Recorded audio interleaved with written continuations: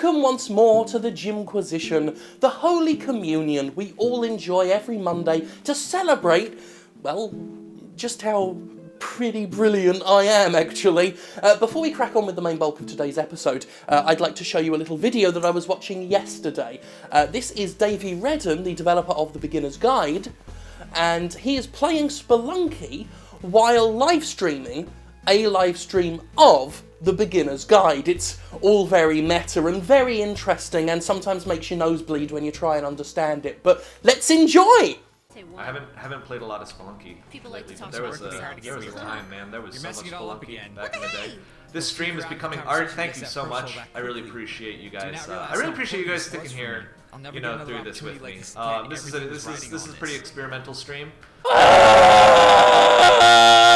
Plants vs. Zombies Garden Warfare 2 has surprised me by being one of the most fun and engrossing online shooters I've played in a while, and as weird as it sounds to say it, PopCap's spin-off sequel is in the running for a Game of the Year contender. This is especially unexpected due to my not being a fan of the first one at all. I found the original lacking in content, repetitive, and designed with microtransactions in mind, microtransactions that were snuck into the game after release. By contrast, Garden Warfare 2 is a $60 retail release that actually, you know, feels like a $60 retail release. With Garden Warfare 2, PopCap added a robust campaign for both zombies and plants, a zombie alternative to Garden Ops for two distinct cooperative horde modes, 10 classes with a bunch of variant characters and leveling systems, and a 24-player versus mode that feels chaotic as well as a ton of fun to play. The sticker system from the first game is actually a fun metagame of randomized collecting thanks to a generous amount of coins used to buy sticker packs and unlock the gear and characters inside. In the first game, the sticker system was grindy and meant to encourage a freemium mindset. Here, it's actually enjoyable on its own merit. That an EA game, a sequel no less, has come out and felt like an improvement in every way pleases me greatly. That an EA game, a sequel no less, has added so much more rather than taken content away and gated it has my applause.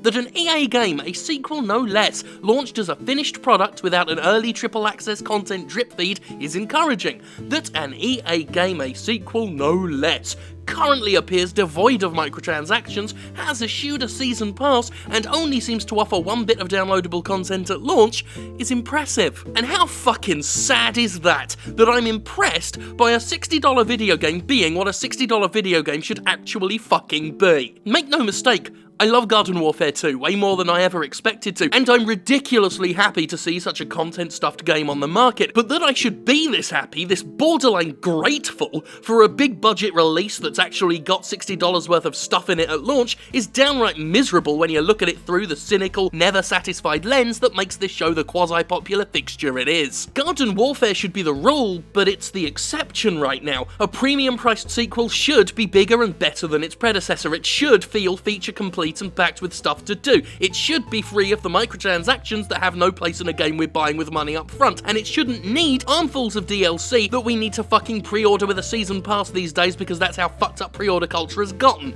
And I really don't think I'm being overly entitled to suggest that. To suggest that a $60 retail game should have the furnishings and features of a full, richly dense premium experience. That this should be the standard, not an outlier. That being a multiplayer focused game shouldn't be a fucking excuse to launch a shell of a game. This revelation of a release arrived in the same week that Far Cry Primal came out and shocked the world by being a Ubisoft game that didn't have a season pass or microtransactions, and once again, I felt almost grateful for it in some twisted, horrible Stockholm Syndrome-y way. Grateful for what once was the standard, what should be the standard, and what should not be unreasonable to expect for a not insignificant chunk of change. When I buy and play a game that doesn't shove additional paid content down my throat and doesn't have greyed out options in the menu or a mere hors d'oeuvre of gameplay with the vague promise of more in future, you know what I think about that game? I think it's a game that fucking values my purchase, values itself, and is worth investing more in the future. Thanks to how much Garden Warfare 2 has given me for my money, I'm now fully inclined to give PopCap and EA some more cash in exchange for additional DLC later down the line, because now I want to support the game to enhance my experience, rather than feeling compelled to sink more cash into it just to bring it up to par with what I expect. I've gotten my money's worth up front, and that encourages me to spend more. And is that really such a novel concept? It feels that way.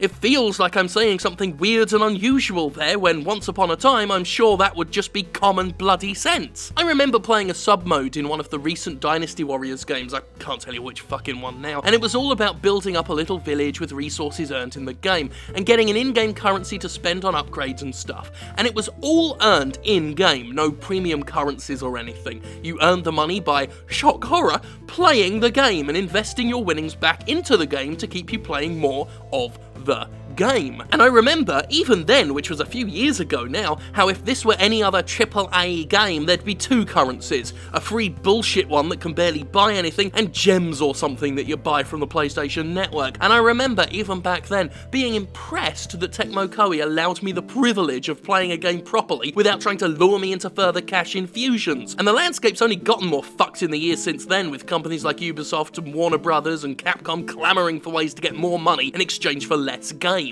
And the worst part is, I feel like I'm the asshole here. I'm the jerk for complaining because I finally got what I wanted out of a $60 game, and all I can see is how it contrasts and stands out amidst the $60 games that simply aren't doing enough. As I say these words, a voice in my head is telling me to just be happy and stop being an entitled jerk-off. But that's really not true. Not factually, logically. Garden Warfare 2 does shame the recent big-budget releases that have been releasing at the same time, and the fact it's exceptional for doing what ought to be mundane really is quite dismal. But to return to positivity, you know, I really am quite happy and satisfied to see a game like this still actually being made, and encouraged that it's EA of all entities that allowed it to happen on its watch, and I hope it's successful too.